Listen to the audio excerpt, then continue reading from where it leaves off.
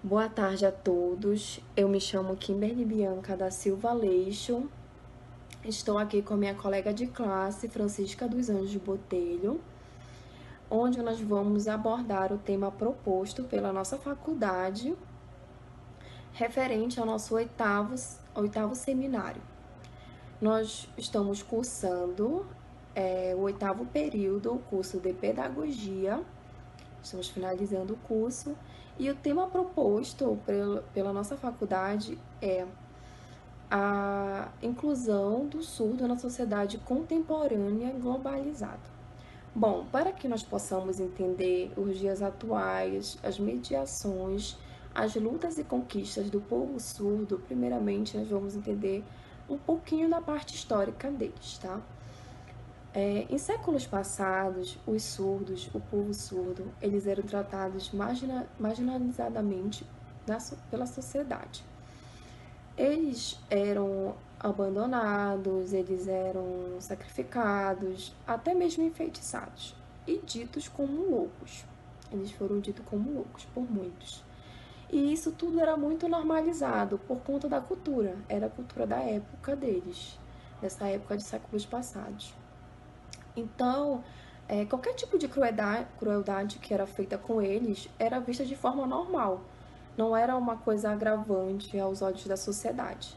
E por muito tempo eles foram vistos assim, como incapazes, como Aristóteles, um filósofo famoso, ele diz o seguinte, que se o surdo não fala, logo ele não pensa. Então, se ele não pensa, ele não pode ser considerado humano.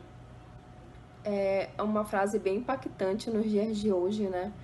Por conta que, na verdade, a língua ela não afeta a parte cognitiva do ser humano.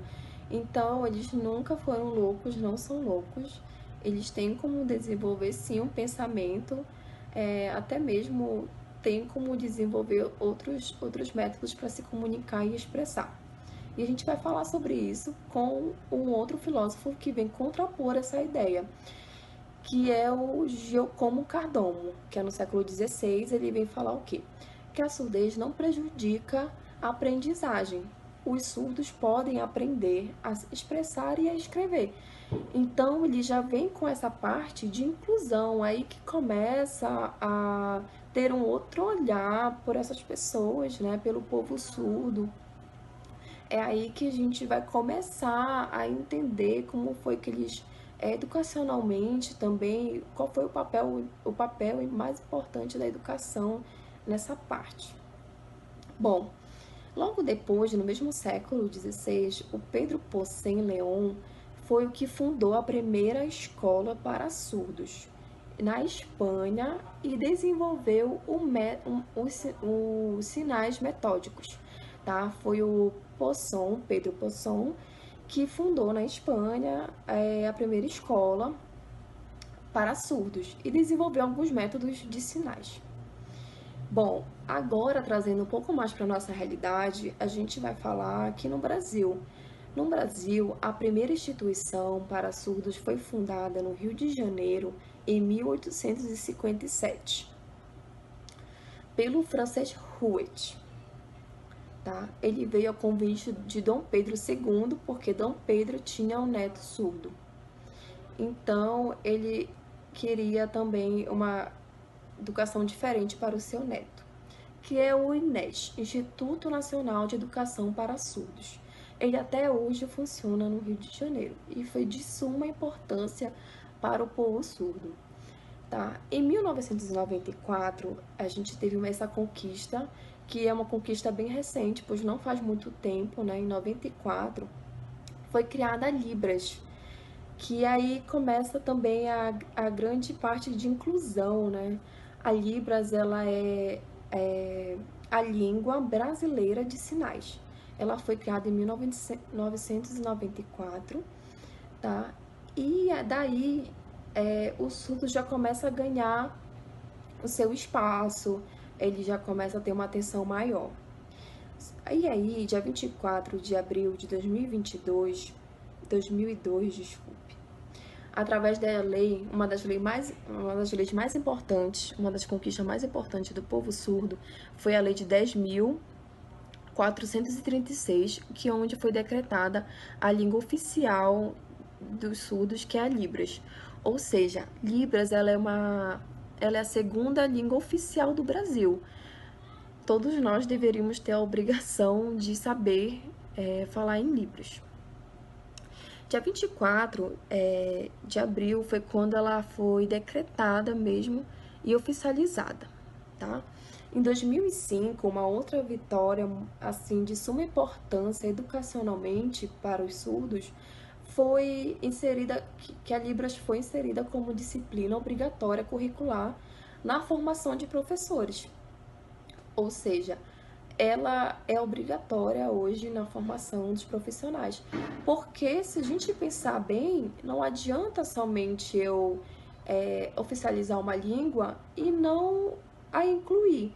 Por exemplo, como eu, né, uma profissional da educação, não tenho nenhuma base curricular de Libras e falo da inclusão na escola. Como é que eu vou me propor a receber um aluno surdo, né, que tenha essa deficiência?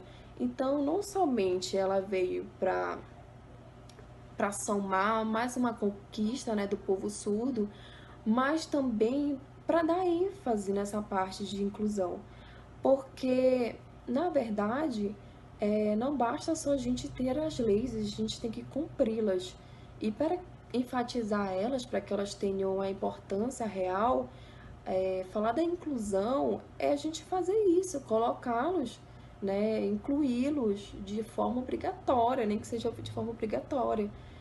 Então foi uma parte, porque a gente tem que se importar com a parte de formação de professores. A formação continuada dos professores, e Libras ela entra nessa parte, né? O professor ele não pode somente se acomodar naquela sua graduação, ele tem que ir além, ou seja, ele tem que buscar, de alguma forma, trazer isso para a sua realidade do seu aluno, se adequar ao seu aluno.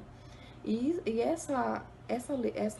esse decreto de 2005 é de suma importância para que o professor abra um novo olhar, para que a gente tenha esse novo olhar e tenha também uma base, né? Porque não adianta somente a gente falar e o governo ou o Estado não dar esse amparado.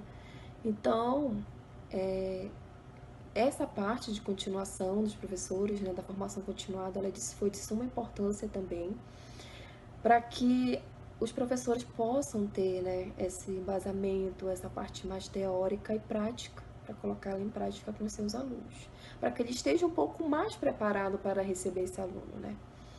Bom, e falando nos dias de hoje, já que a globalização, né, nós já globalizamos todo o contexto, falamos das leis, das principais leis, de umas leis muito bem importantes. Nós vamos falar agora da parte de globalização. A globalização ela veio para, com certeza, de todas as formas, ajudar os surdos, por conta que temos os exemplos. Hoje o surdo, com a globalização, com as tecnologias que a globalização trouxe, ele consegue ter uma independência muito maior. Ele consegue ouvir uma música através de aplicativos desenvolvidos para eles.